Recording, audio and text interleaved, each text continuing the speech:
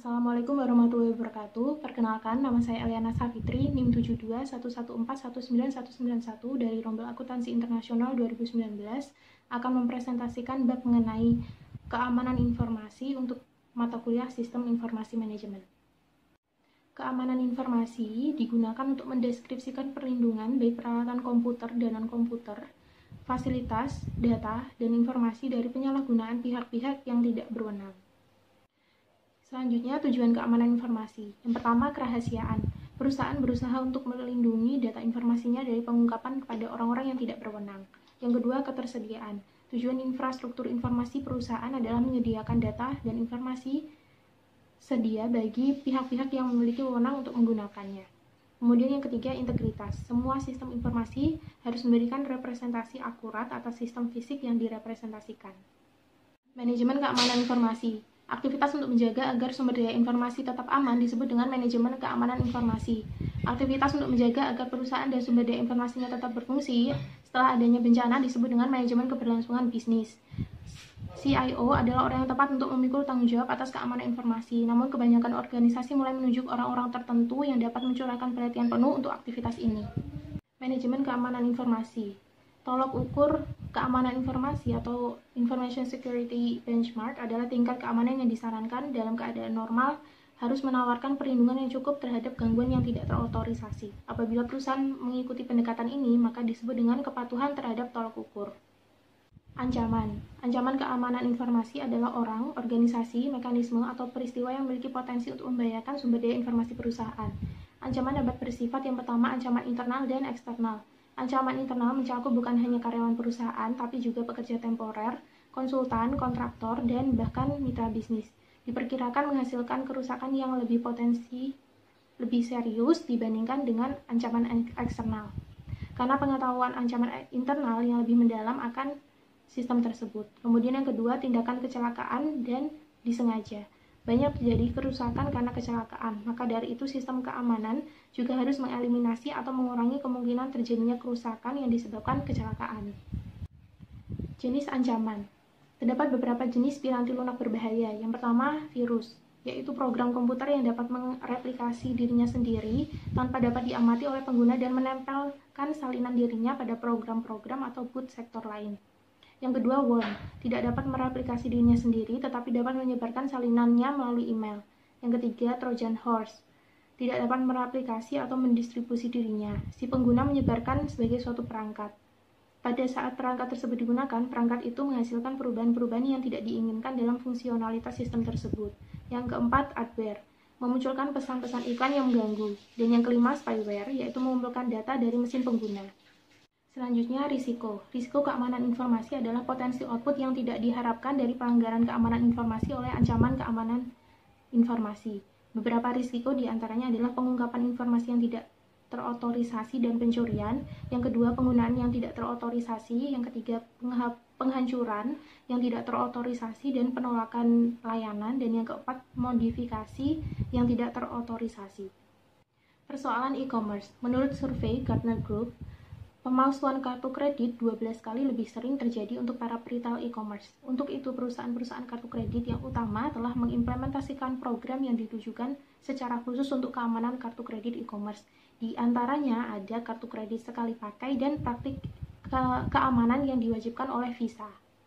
Manajemen risiko. Pendefinisian risiko ada 4 langkah. Yang pertama, identifikasi aset-aset bisnis yang harus dilindungi dari risiko.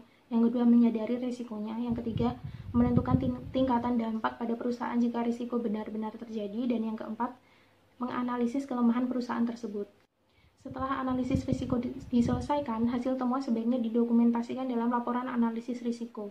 Isi laporan ini sebaiknya mencakup informasi berikut ini mengenai tiap-tiap risiko. Yang pertama, deskripsi risiko. Kedua, sumber risiko. Ketiga, tingginya tingkat risiko. Keempat, pengendalian yang diterapkan pada risiko. Yang kelima, para pemilik risiko. Yang keenam, tindakan yang direkomendasikan untuk mengatasi risiko. Dan ketujuh, jangka waktu yang direkomendasikan untuk mengatasi risiko.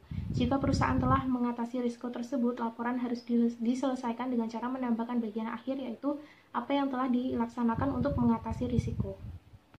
Kebijakan keamanan informasi. Kebijakan keamanan harus diterapkan untuk mengarahkan keseluruhan program.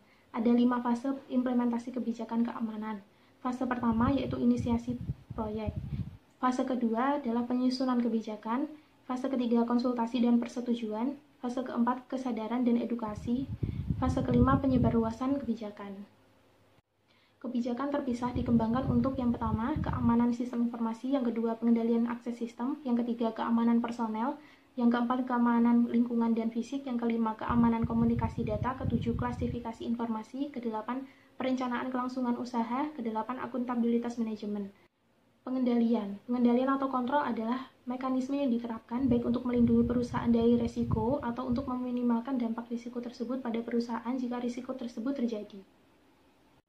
Pengendalian teknis. Technical control adalah pengendalian yang menjadi satu di dalam sistem dan dibuat oleh para penyusun sistem selama siklus penyusunan sistem.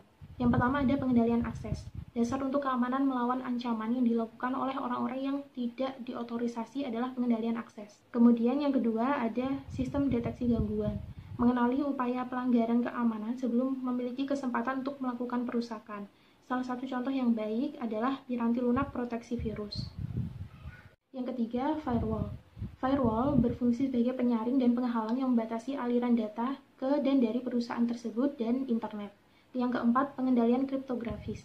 Data dan informasi yang tersimpan dan ditransmisikan dapat dilindungi dan dari pengungkapan yang tidak terotorisasi dengan kriptografi, yaitu penggunaan kode yang menggunakan proses-proses matematika. Kemudian yang kelima ada pengendalian fisik. Peringatan pertama terhadap gangguan yang tidak terotorisasi adalah mengunci pintu ruangan komputer. Kunci yang lebih canggih yang dibuka dengan cetakan telapak tangan dan cetakan suara serta kamera pengintai dan alat penjaga keamanan. Kemudian selanjutnya ada pengendalian formal, mencakup penentuan cara berperilaku, dokumentasi prosedur dan praktik yang diharapkan, dan pengawasan serta pencegahan perilaku yang berbeda dari panduan yang berlaku. Kemudian yang ketiga ada pengendalian informal, mencakup program pelatihan dan edukasi serta program pembangunan manajemen. Mencapai tingkat pengendalian yang tepat. Ketiga jenis pengendalian tersebut mengharuskan biaya. Dengan demikian, keputusan untuk mengendalikan pada akhirnya dibuat berdasarkan biaya versus keuntungan. Tapi dalam beberapa industri terdapat pula pertimbangan-pertimbangan lain. Dukungan pemerintah dan industri. Beberapa organisasi pemerintahan dan internasional telah menentukan standar-standar yang ditujukan untuk menjadi panduan bagi organisasi yang ingin mendapatkan keamanan informasi. Beberapa pihak penentu standar menggunakan istilah baseline atau dasar dan bukan benchmark. Selanjutnya, standar industri. The Center of Internet Security atau CIS adalah organisasi nirlaba yang didedikasikan untuk membantu para pengguna komputer guna membuat sistem mereka lebih aman. Dalam dua bentuk, CIS benchmark dengan cara menerapkan pengendalian khusus teknologi, dan yang kedua CIS scoring tools untuk menghitung tingkat keamanan, membandingkan dengan tolak ukur, dan menyiapkan laporan yang mengarahkan pengguna dan administrator sistem untuk mengamankan sistem. Meletakkan manajemen keamanan informasi pada tempatnya. Kebijakan ini dibuat berdasarkan identifikasi ancaman dan risiko ataupun berdasarkan panduan yang diberikan oleh pemerintah dan asosiasi industri. Manajemen keberlangsungan bisnis. Awal penggunaan komputer, aktivitas ini disebut dengan perencanaan bencana, namun istilah yang lebih positif adalah perencanaan kontingensi. Elemen penting dalam perencanaan kontingensi adalah rencana kontingensi, yang merupakan dokumen tertulis formal yang menyebutkan secara detail tindakan-tindakan yang harus dilakukan jika terjadi gangguan dalam operasi komputasi. Terdapat subrencana yang umum. Pertama, rencana darurat, menyebutkan cara-cara yang akan menjaga keamanan karyawan jika bencana terjadi. Yang kedua, rencana cadangan. Perusahaan harus mengatur agar fasilitas komputer cadangan tersedia seandainya fasilitas yang biasa hancur atau rusak, sehingga tidak bisa digunakan. Cadangan dapat diperoleh melalui yang pertama redundansi, yang kedua keberagaman, yang ketiga mobilitas. Kemudian yang ketiga ada rencana catatan penting, adalah dokumen kertas atau microform dan media penyimpanan optis dan magnetis yang penting untuk meneruskan bisnis perusahaan. Rencana catatan penting menentukan bagaimana catatan penting tersebut harus dilindungi. Demikian presentasi dari saya. Mohon maaf apabila ada kesalahan. Terima kasih. Wassalamualaikum warahmatullahi wabarakatuh.